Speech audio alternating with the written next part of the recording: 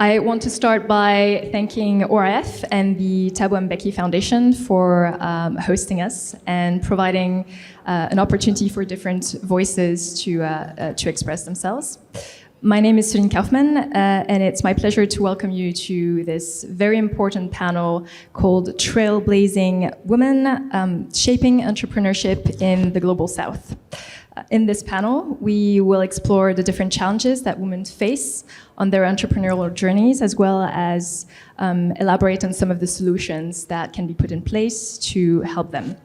And before we jump in the conversation, I want to maybe start with a few remarks to celebrate the significant contributions that women entrepreneurs have to economic development and social transformation.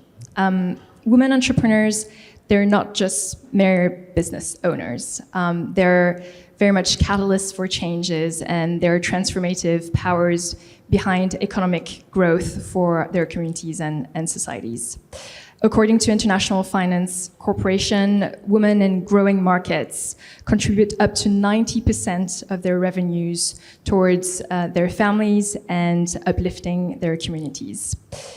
This highlights the critical role women play in building sustainable futures, specifically in the Global South. And in fact, if we're looking at women contribution in emerging markets, this contribution could add up to as much as $28 trillion in global GDP by 2025 if we enable women to have access to the same resources and opportunities as men.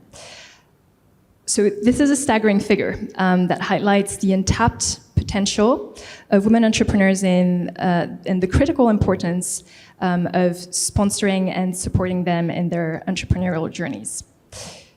So how do we unlock this amazing opportunity, and how do we support women entrepreneurs?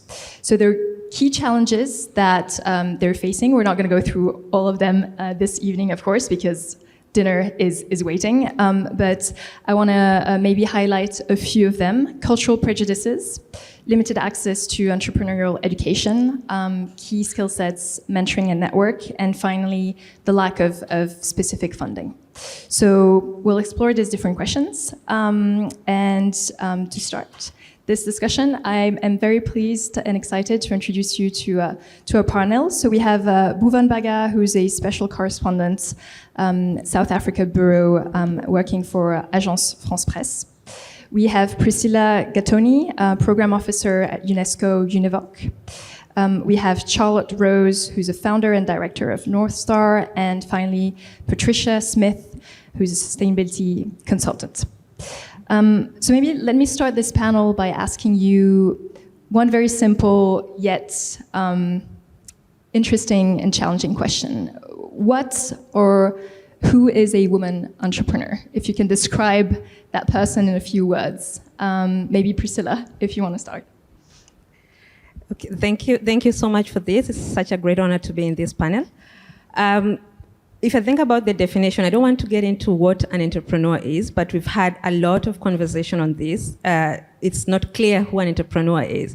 But from the definition that we use from where I work, is that we look at a person who is able to change an idea into an opportunity, but focusing on the value. So what value do you provide in any kind of business that you're doing? So we have different schools of thoughts when it comes to this. It could be someone who is innovating something that you want to develop that is very fresh, that has never been seen before. Or it could be someone who is just buying products from Alibaba to come and sell in their neighborhood. This is a business owner. Or it could be someone who just sees what the neighbor is doing and they decide to start selling that. So we don't really try to get into the definitions, but at the end of the day, are you providing any value? What value are you adding? And are you able to create opportunities for other people as well as for yourself? So that is what I would conclude as an entrepreneur. Maybe Charlotte, in a few words, or one or two, can you describe what a woman entrepreneur is or who she is? Yeah, I think it's such an interesting point you raise around value. I really find in this conversation, it's really important to note the paradox of women in leadership, period. So many of us recognize and so many of us have experienced that it is a complex position to be in as a woman in leadership. When we think leadership, there is a history of thinking about men. And actually, as women entrepreneurs, we have a huge responsibility, not only to add value, but really to be change makers for the future of how it is leadership period is done. I actually had a touch of South Africa right before I got here. Trevor Noah was visiting Australia, an old friend of mine, and I loved the closing statement he had at his comedy show. He said, I hope to see a world in which women are running the world. And with that as a concept, I was left thinking, what is it that challenges so much in evolving where it is we're at to be in a position where all areas have women that are leading.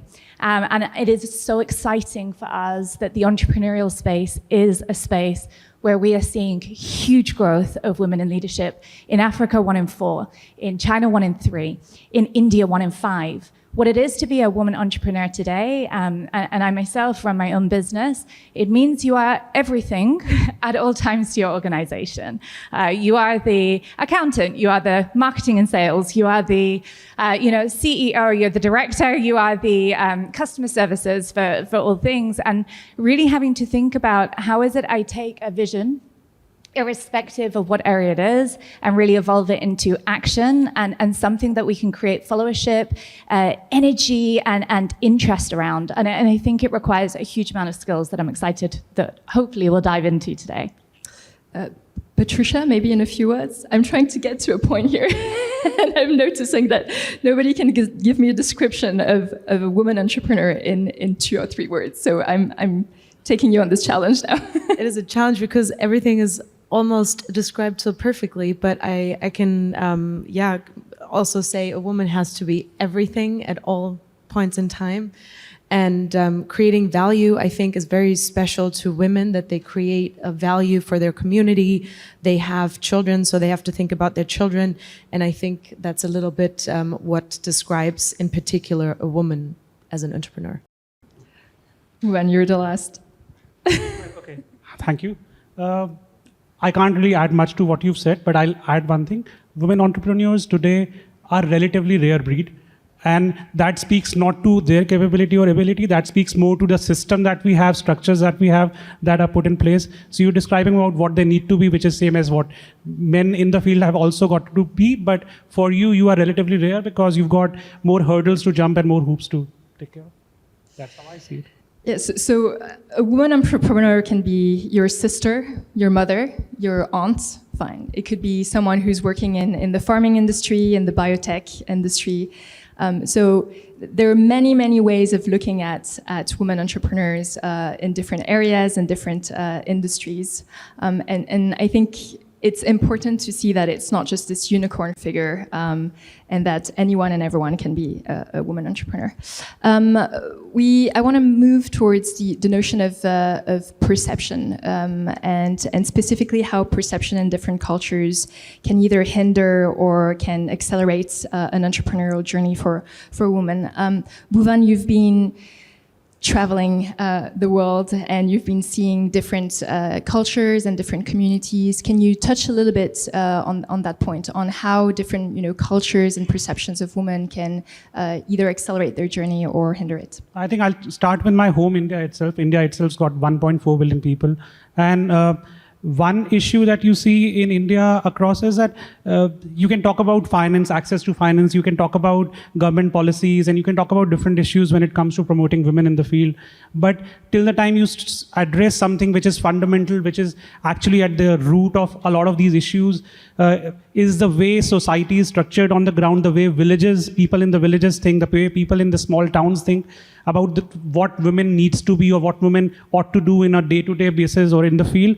Till the time you can address those issues, you can't really talk about these. You can talk about these issues simultaneously, but you can't really expect something organic to come out of it. If you want a full chain of women coming out in the field and organically building institutions, building companies in the long run and self-sustaining them, you need to address some of the issues which have got nothing directly to do with business, nothing directly to do with laws or the challenges that women have to face when it comes to accessing finance or having legacy networks where they can rely and bank on knowledge or ideas that other women may be able to share. It's got to do with the fact that a woman in a village needs to, or in a city needs to be able to travel safely alone to a longer distance. It needs to address to the fact that a woman doesn't just have to be bound and tied inside her home, and that village or that home remains or is her entire world. And I mean, till the time more women are able to go out freely, move within villages, within cities, within towns, and interact with other women, you won't really have an organic flow of ideas or organic flow of thoughts that could actually be built into even small local level companies or local level businesses, which is ultimately what grows into a bigger business for men. And how do we change that? How do we change those perceptions or those, cultural norms? Have you seen some successful examples of practices being put in place, or is it done, organically? I think as a journalist and basing it on the stories that I've seen across India or across the region generally, you're talking about Global South, and I'm guessing a lot of those stories are similar, is governments need to ensure at the grassroots level, I'm not talking at the top, maybe even at the top, but at the grassroots level certainly, get more women out, whether it's through political processes, whether by ensuring that they participate in the local democratic processes, contest in it. Like in India, you've got in villages, village heads are women. Like when the entire process started, when the government mandated that women be elected, that only women can be village heads in different areas, initially people found a way around that. Like in most cases, it was ultimately husbands or fathers or brothers who were running the show. Women were basically placeholders, signing the papers and signing the dotted line wherever they were told to. But the idea behind it was good. So gradually over a period of 5, 6, 7, 10 years, even out of 100, if you had 15, 20 women actually realizing that they have been given power and they have now more access to ideas, people, sources, and networks, they managed to step up and take the mantle. So that is how you actually bring change. So you had, and those 20 women or those 15 women were actually the ones who inspired others, who did not have to just look at a reservation or a affirmative action to come into a place. They had somebody to look forward to. So that is how I think you ultimately change a society. And since those changes have brought women out, in many cases, those changes have also ensured that women managed to find their own networks, and those networks gave them ideas. And beyond perception, maybe if we move towards education, because you can change perceptions by providing role models and changing certain instances of governance. But education also plays a key role, right, in empowering women. So Priscilla, I know that UNESCO Univoc is deeply involved in promoting skill development and vocational training. So in your experience, what type of specific skills or training do we need to provide for women entrepreneurs to be successful? Thank you for that. So there's this perception that entrepreneurship, you don't need to get trained. They say entrepreneurs are born. You just wake up and start doing something, selling something. And I try to compare this to running a marathon. It's just a matter of putting one leg in front of the other and letting the wind do the magic, right? Until you actually get on the ground. So the ground things are very different. You'll start feeling your spleen wants to burst. You have like blood rushing on your head. And soon enough, you start to analyze and to understand that it's not a matter of just starting something, especially in a marathon. It's a game change. It's about the mindset. It's about perseverance. It's about not giving up. It's planning. It's working hard every day to improve. So when you think about skill development when it comes to entrepreneurship and women, I'm going to talk about 3 key points that I perceive as very important.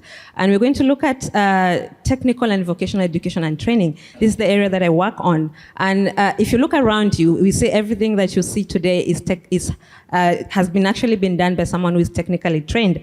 The chairs that you're sitting on were welded by someone. So basically, when you think about technical and vocational education and training, especially in the global south, we see that a lot of our economies are around 80% in the informal market. So if you look at the nexus, what we've been talking about, the just and dual transition. So we're seeing different levels of enterprises that come up. So we're talking about the green and sustainability enterprises. We're talking about the digital enterprises, as well as the social enterprises. So if you think about who are the drivers of this, you will find that we still have a big gap when it comes to women entrepreneurs. And when am I saying this? Recently, LinkedIn actually published a report talking about the number of green skills that are available. So if you look at 10 women, it's only one woman has a green skill. And you think about where we are headed. In 2030, we are talking about moving into this dual transition, and we're seeing that women don't have the green skills that are needed to transition into climate-efficient ways. Then we talk about digital skills. There's a huge gap. We're talking about digital divide. I'm not even going to get into that because that has been discussed profoundly in these sessions.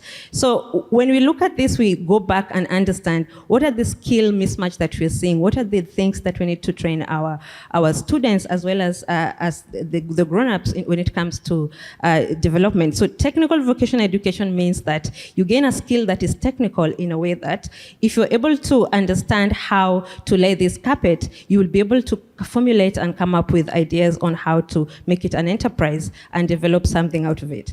So this is key when it comes to entrepreneurship. What we're saying today is that a lot of women don't have these technical skills because of that gap, and it comes back to training. So we're saying many women are not getting into STEM courses. And of course, there's a bad perception, as my colleague has said here, bad perception when it comes to how do I join a technical school? And these technical schools are something that you'll not find in universities. These are people who train on very short courses to be able to just answer to the labor market. So these are the key things. The second point is about confidence, self-efficacy, and agency. So a lot of women, because of these stereotypes that have been happening, you'll find that someone who has no level of digital or green skill, they're not going to innovate in that space. So you're only captured to innovate or to do business within the knowledge that you have. So you end up finding a lot of women, if you walk in the streets of Nairobi, where I come from, or Accra, or even Kampala, all the women, you'll see them, they're selling bread, they're selling these small businesses that, of course, are known not to be as lucrative as something that is more technical. So this is the difference that we see between the enterprises that are run by men and women. So it comes back to what is the problems, this confidence.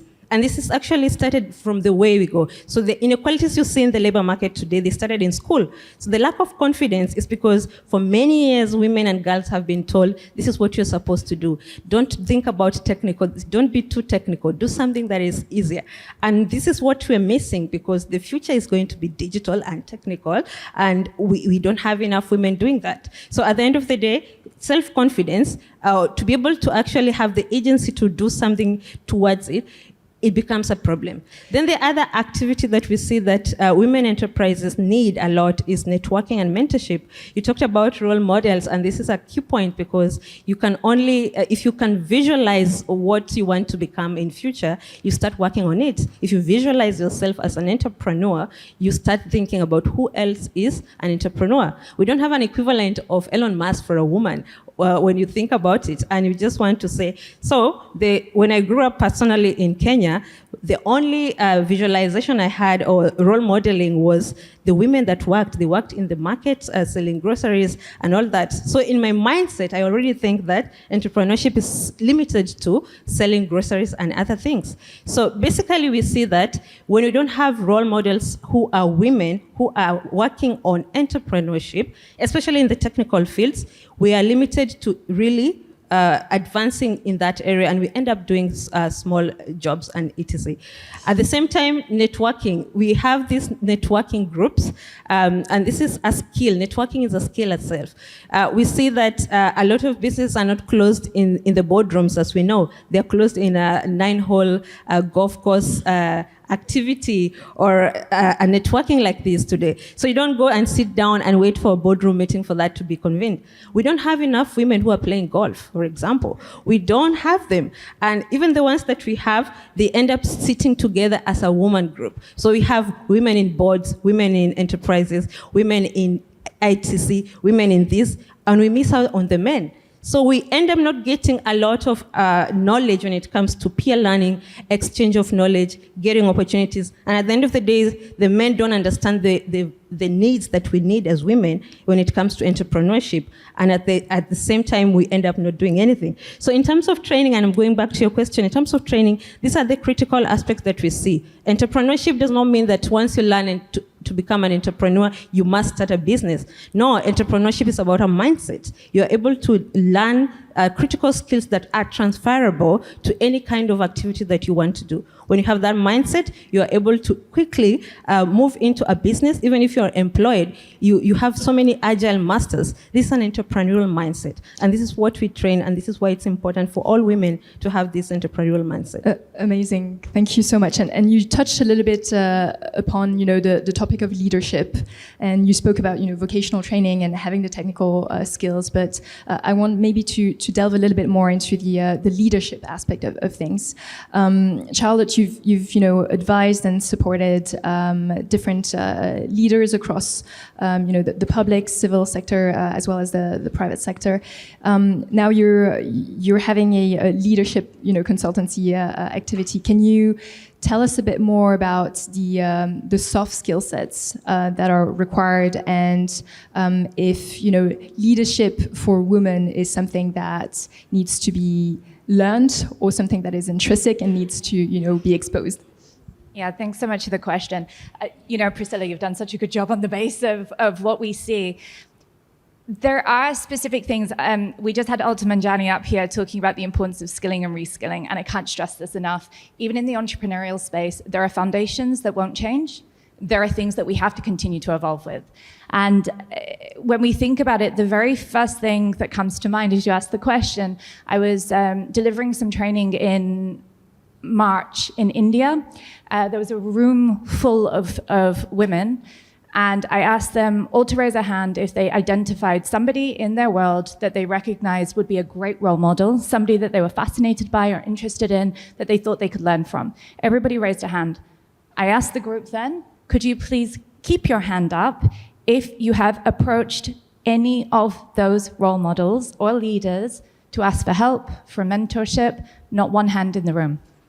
And so when we look at it, the first thing with respect to network is it is more challenging across cultures and communities for women by the way that we socialize, by the way that we connect, by the access that we have, and the culture norms that go with it. You take some cultures, India pops to mind, where there are norms about what is acceptable or not acceptable for you as a woman as well to be connecting in with, the purpose of your connections.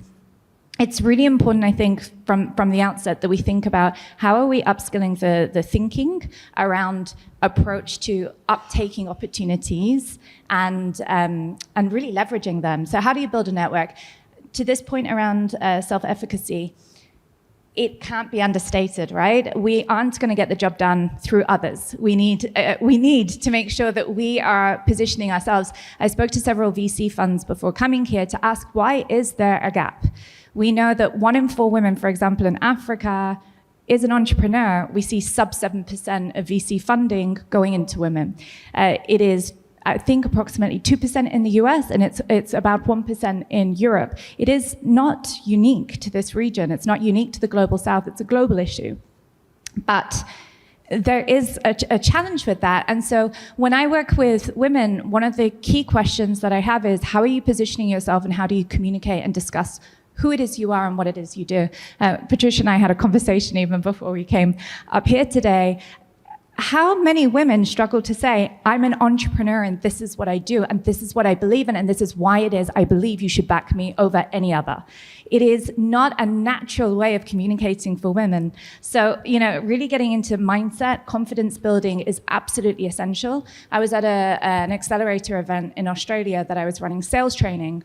And one of the key questions I was asking them is, how can you introduce yourself in a way that really communicates your belief in your business first and foremost, and your belief in yourself? When we look at VCs, they are investing not just in the business, they're investing in founders. And so how are you positioning yourself as a woman leader, recognizing you sit in a leadership paradox?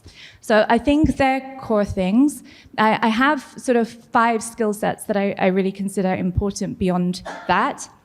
The first is communication. So when we look at it, there are strategies behind how you sell effectively. There are strategies behind how you pitch. There are strategies for how it is you think about your marketing. If you are somebody that is very removed, perhaps, from urban environments, how can you leverage digital and technological platforms in order for you to have a greater reach?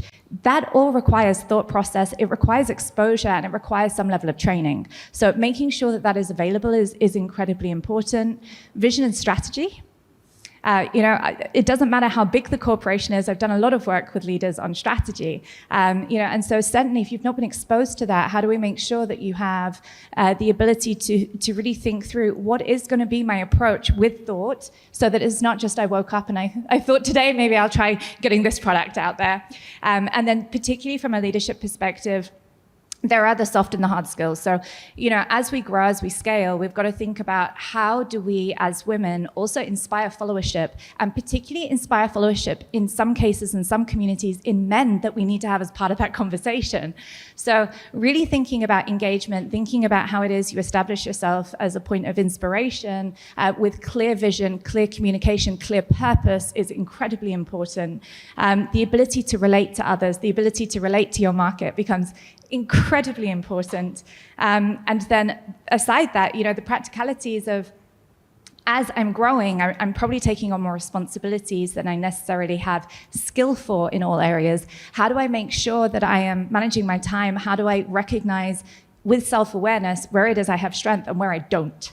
And that's a really important conversation and question as well for entrepreneurs. We have the tech and the digital, and you've spoken to that already, so I'm not going to labor the point, but we're in the 4th industrial revolution. If we don't get a handle on equipping women with technological, with digital skills at this point in time, the gap is only going to broaden. So, that's incredibly important. And then I spoke to one business owner who sits across several businesses. His background's finance. I mean, it's a huge advantage if you understand the mechanics of finance for your business. And that's not something that we have typically and historically trained women in. So really making sure that the aspect of actual business management is something that you understand as well is really critical. And I'd say if you can get across those, no small feat, but if you can get across those, you have a standing chance of becoming very competitive in your landscape. But you do need to have a handle on all those areas in order to sustain, knowing that many entrepreneurs will go under in their first couple of years without having that robust and congruent sort of thought process towards maintaining a business that works. Amazing. And I want to maybe shift the conversation a little bit, because I see that we're running on schedule, but slightly out of time. Patricia, you're an entrepreneur. You've been building different sustainable supply chains in India, notably for your sustainable businesses. And I'm curious maybe to have your thoughts, knowing that we're speaking about the Global South, where environment and social development are so important and so linked.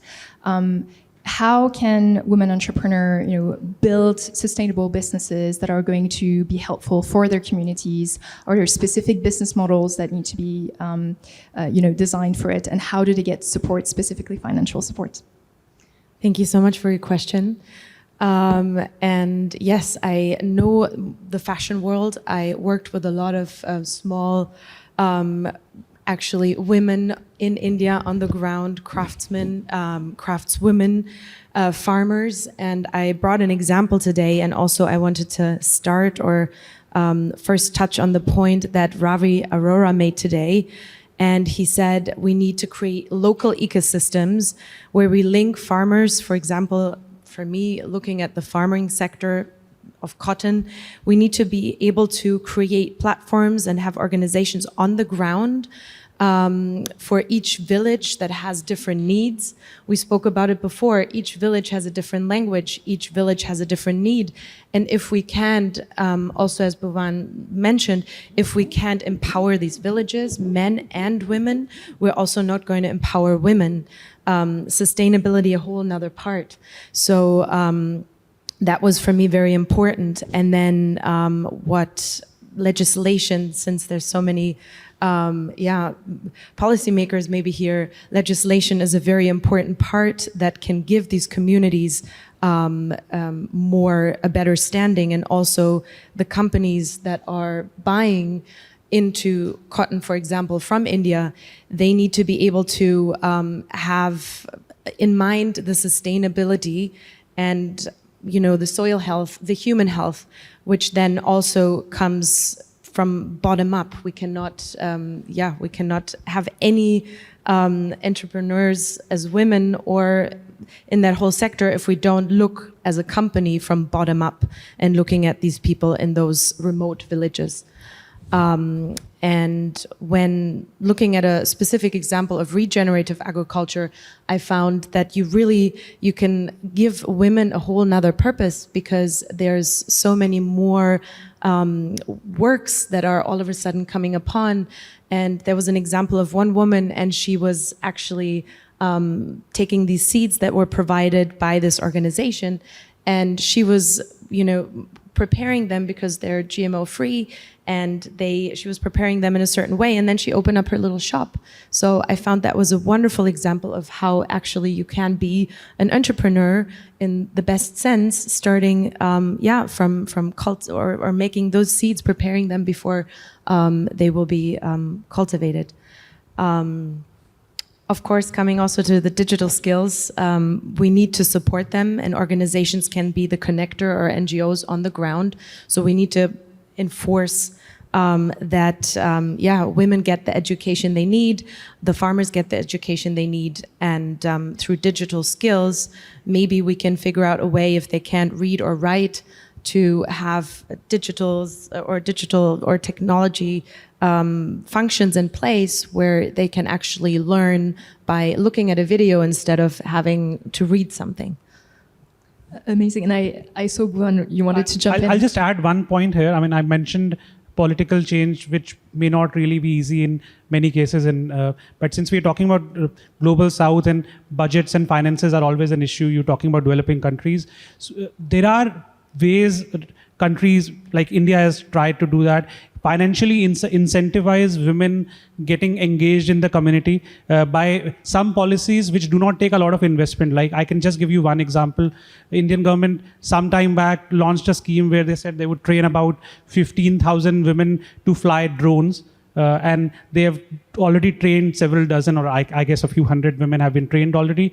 And these women now are quote unquote drone pilots in rural areas. And after learning these drone skills, they are being employed and being hired by their local farmers and villages to spray pesticides and insecticides. They can do it more effectively because they've been taught how to fly drones, and government has specifically taught them, given them the equipment, and giving them relative subsidies, etc. So it's financially useful for farmers to go and now hire these women, and these women are also offering their services.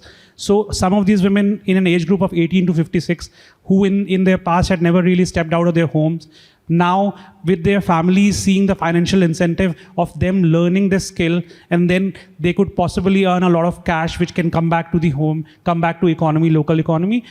They are going out, they are forming networks, and they are giving their services. So at some level, they are doing they're running their own businesses, maybe in local villages, going from one place to other, or one town to other, and offering these services. So those are the changes that we can look at in global south, and these don't even take a lot of money. Money is always an issue when you're talking about developing countries. And this also brings meaningful change. That's amazing. I'd like to open maybe the conversation to the audience. If you have any questions, maybe we'll take 2 or 3 quick fire shots. If you can go to the mic and introduce yourself and ask your question. Thanks. Hello, my name is Vaja. I'm from Georgia, and I would like to ask a question to Charlotte, if I may.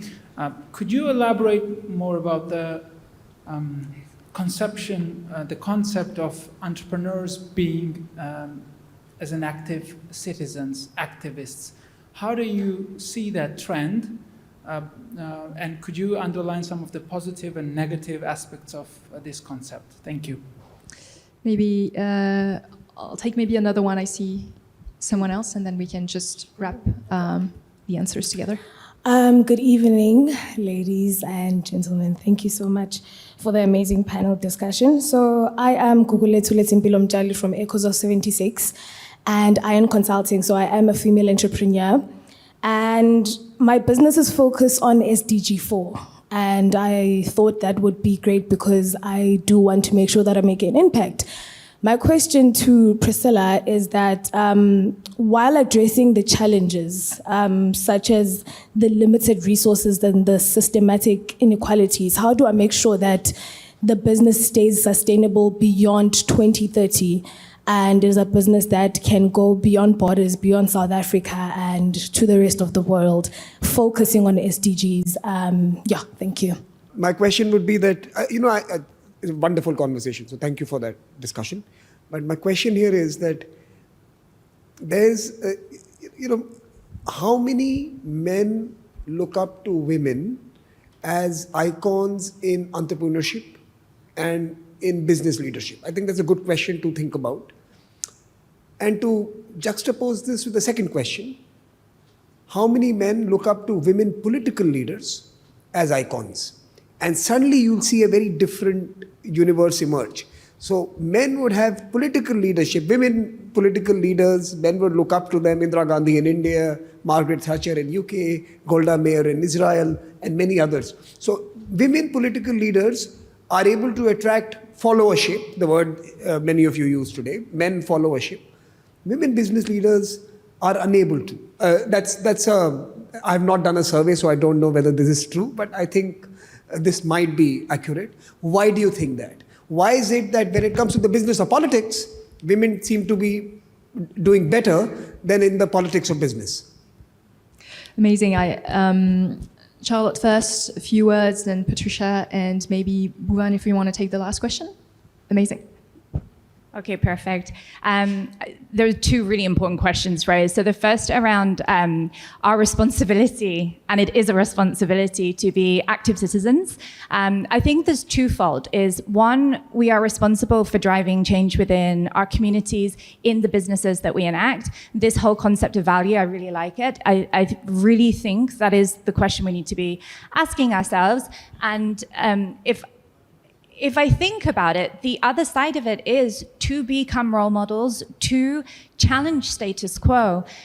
We do have a bit of a challenge when it comes to a cultural norm where, as of today, the role of women in society has not been on par. It was only 50 years ago that women in America could apply for credit independently, a mortgage independently. 50 years ago. That's my mother's generation. So if we think about it, I'm hugely inspired to see that 42% of entrepreneurs in the US are women as of today. This tells us that it's totally feasible with change of legislation, change of regulation, that we can really move the dial in the entrepreneurial and private sector space. There are huge things happening across Africa and Asia that I've been observing, and hugely inspired by that. We need to continue to agitate what it is that we accept as normal. There's this amazing company called Witchsea in Silicon Valley. I don't know if you heard about them, but essentially in 2011, they had enough of being disregarded by the investor community when they were asking for appointments and meetings. They invented a co-founder. They made up a co-founder under the name of Keith, and we're shocked to find that he was getting meetings and responses quicker than they were. So, this is not a historic issue. It's a contemporary issue that needs to continue to be challenged. Samir, you're asking about why is it we're seeing a little bit of a difference in followership in the political and business spheres? That is a question I would actually throw out for everybody to consider here. Are there biases that we need to examine? Are there biases that we need to challenge as women in leadership positions? Whether you're Alta Manjani, who sat here today, you're minister in presidency that sat here today, what is it on the side of women? Not only in government, but also in business, that we need to be challenging status quo around. I watched last night Gillian Gillard, again, the speech that she gave the Parliament in Australia, when she said, enough is enough. I'm not going to continue to engage in conversations. And it's not my responsibility here to really be looking at sexism and holding that conversation. There needs to be some self-reflection on perhaps unconscious biases that exist. And within the private sector, we can continue to lobby and seek out a change and adjustment, in representation. So in venture capital funds, can we have greater representation? Can we hold venture capital funds to greater accountability around the organizations that they are investing in? Gender Lens Investing is doing a fantastic job of really spotlighting organizations that can be invested in. We can push the dial and request more. So I think that's really important for us to consider. And in the side of business, it is continuing an open dialogue. It's not just women that are going to have a problem, but what is most popular at the moment in the entrepreneurial space for women is for us to be entering that space in our 30s. We are going to see with Gen Z and the very realities of our ability to enter the housing market or to have assets. There is a requirement to have side hustles. There is a requirement to be entrepreneurial in the way we're thinking. So we're going to start to see intersectionality of not only the challenges of being women in leadership and in entrepreneurial spaces, but young women in leadership and in the entrepreneurial space. Thanks. If we can't get a seat at the table, if we can't get credit conversations, if we can't get investment at this point, how does that get easier when we start adding the complexities of being a young woman at the table? Thank you, And Charlotte. So this is one thing I want want us just to wrap encourage. up. Maybe just to jump on this, Bhuvan, if you want to follow up on the conversation. I'll just take Sameer's point on why women are trusted in politics and not necessarily in business. I think it once again goes back to the fundamental, where in India, for instance, most women politicians that they've got huge following, they are seen as mother, protective mother, elder sister, and all of that. And same at home, you go for protection, love, care to your mother and all. But at the end of the day, traditionally, historically, when it comes to money, you've trusted your money with the father, or father comes up with the money. The same is happening in business and in politics. I think that's, in my understanding, somewhat answers.